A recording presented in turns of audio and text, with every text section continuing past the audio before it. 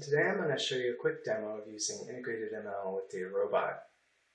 So IntegratedML is a new feature of InterSystems Iris that allows you to build and use machine learning models using elegant SQL syntax. So let's take a look.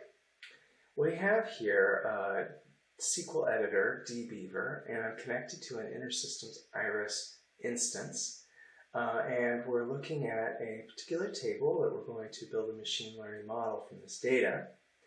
And it's a healthcare example. So we have a bunch of information about diabetes patients and information about their medications, information about their medical history. And we want to build a machine learning model that can predict whether or not this patient is going to be readmitted. We have some historical data, and we want to build a model that will be able to take new data and predict a probability of whether or not this certain patient will get readmitted to the hospital.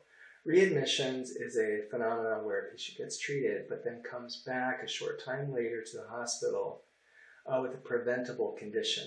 It's a huge drag on our healthcare system, and while we're trying to do everything we can to optimize and be efficient about our healthcare resources right now, this is particularly important.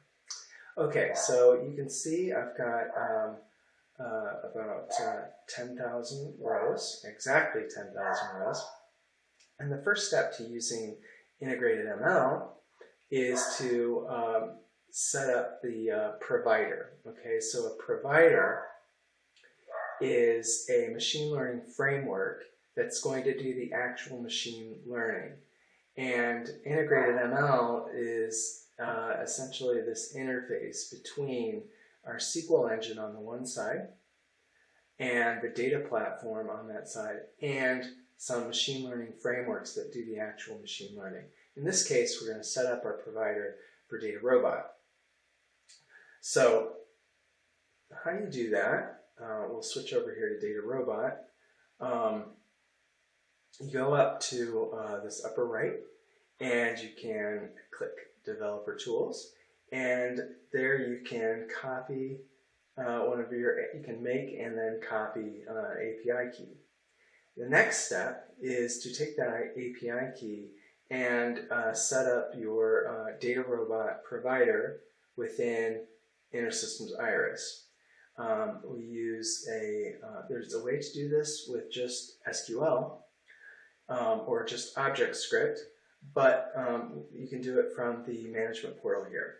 So you go into System Administration, Configuration, and Machine Learning Configurations.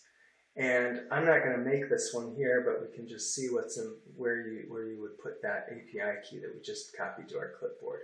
Put it right there at the bottom. And you've got some other fields that you can fill out here.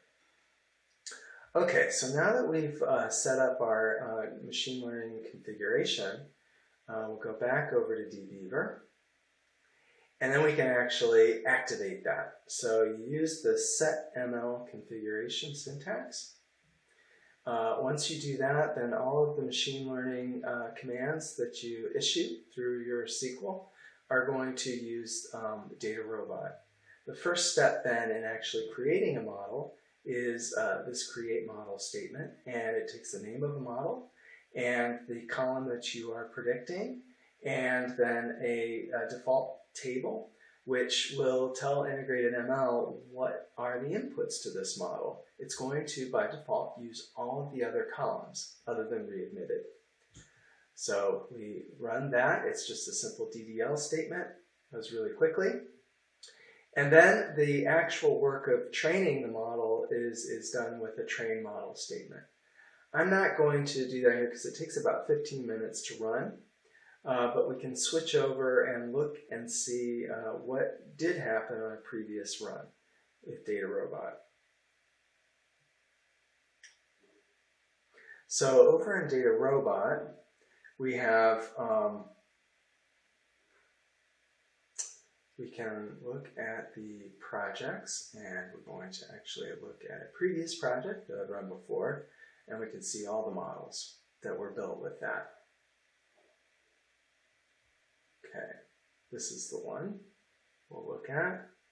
And now we can look at all the models that were developed. DataRobot has a rich user interface where you can look at all the models that were built for a particular problem. So now we know we have a model that's actually been built. Of course, several have been built and they've been deployed.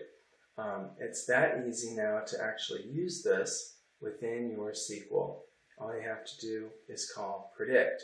And here I've got a very interesting query that we're running. So here you can see a query you can use to actually use that model that was built in DataRobot.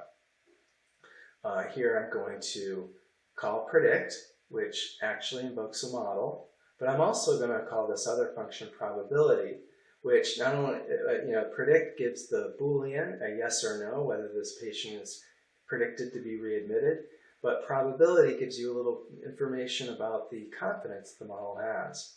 The other parts of this query that's interesting is that you can put this predict statement anywhere in your query.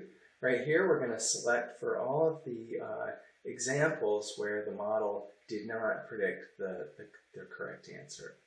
So all I have to do is run this query, and it goes out to DataRobot, invokes that model, puts it all together, and then this is a very simple way that you could potentially use this within your own applications. Oh, it's going to go right there. Okay, so it just pulled back all that data, compare, and now you can compare the predicted to the readmitted, and see if it was high confidence, low confidence, and kind of dig in and get a feel for how your model's working.